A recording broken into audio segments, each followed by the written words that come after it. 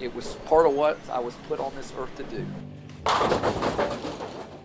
I love bowling, and I do. I literally eat it, sleep it, live it, dream it. I'm looking at bowling every day, constantly. It's very consuming to me. I've been very fortunate, now in my life. But if this would have happened probably 10 years ago, it would have been a much different story for me and my wife too. We went through our struggles with the business and trying to get it going and really making money. Everything that you're making a week, it's like it's almost gone before you got it.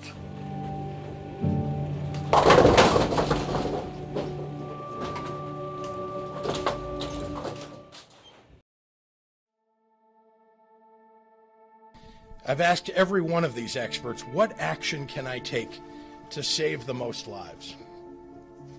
Well, they've come back to me with one inescapable conclusion. We must enact an immediate stay-at-home order for the state of Illinois. So that is the action that I'm announcing today.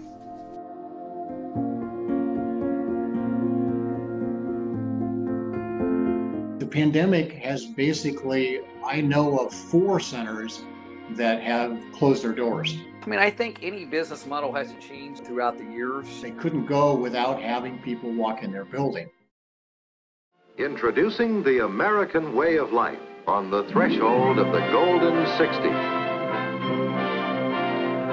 Back into the, let's say, 50s, 60s, and 70s, bowling at that time was big because that was a sport in which you could participate in during the, let's say, from August until April.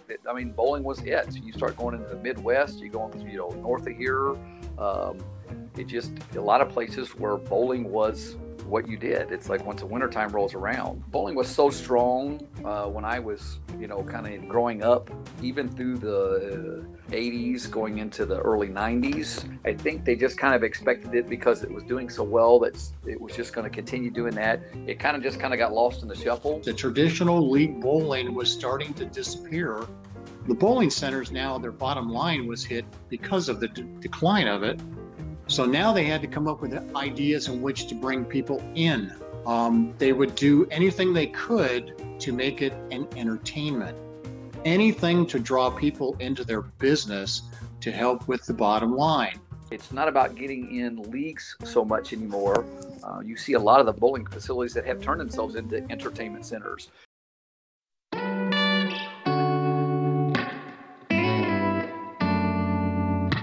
More states reaching breaking points as a coronavirus pandemic hits new highs. First of all, as we know, the World Health Organization just declared this a global health emergency. Well, I'm very cautiously optimistic it will be found, but only it's going to take about a year at least to get a vaccine.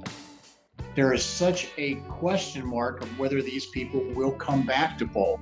For example, for one center, it took out 50% of their certified bowlers.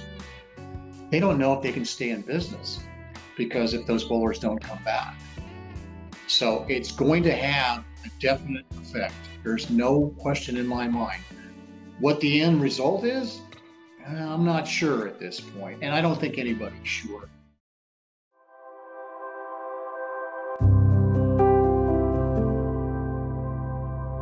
I've always loved the game of bowling. My father taught me how to bowl.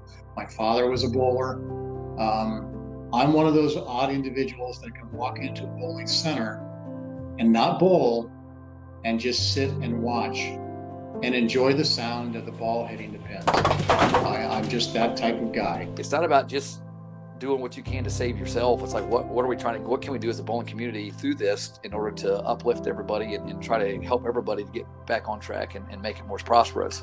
It was already struggle before the pandemic. Bowling is a vessel just like any other sport. It's one, again, which is so nice because you can basically do it for a lifetime. You don't wish anybody any ills as far as their business by any stretch, but maybe for some, it's as crazy as it may be a blessing in disguise that, instead of holding on to something that's just not flourishing, there's nothing coming from it that might give them a new opportunity to do some different things.